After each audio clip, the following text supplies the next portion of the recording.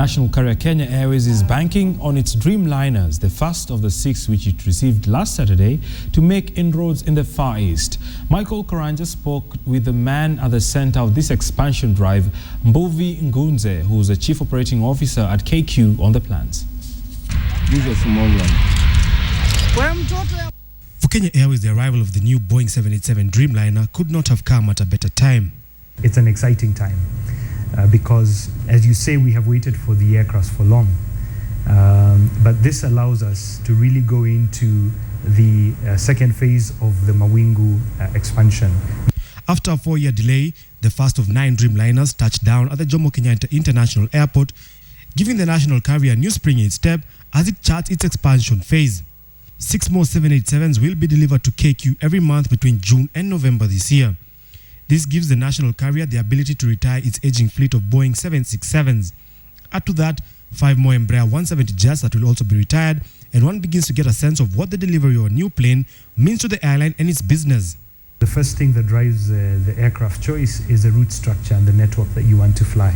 So based on the network that we want to fly, we are able to determine which aircrafts come into the fleet and which ones go out of the fleet. The 3 remaining Dreamliners to be delivered mid-next year are purely for expansion. With increased trade in the Far East, it should come as no surprise that 2 of the 3 new routes planned will be to China.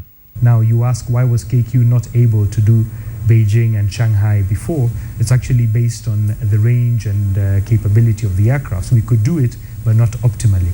But with the new aircraft that we are getting now, we are receiving the 787, we will fly direct to Beijing. The delay has, however, come at a cost for Kenya Airways. Its main rival, Ethiopian Airlines, is already operating 5 Dreamliners, while Middle East carriers have swooped in, cannibalizing the African market. For KQ, the biggest headache now is to optimize its fleet, offering better international connections to maximize passenger numbers. Our biggest offer is about our connectivity beyond Nairobi in Africa and the destinations that we fly, and that will give us some competitive advantage. However, new planes do bring a whole new set of challenges. For starters, the planes need new captains to fly them, a challenge the airline continues to face, forcing it to put a stopgap measure by hiring expatriate pilots. Parking space at the already crowded JKIA is also another challenge. KQ is, however, cautiously optimistic that the work on Terminal 4, as well as the Greenfield Terminal, will work in its favor.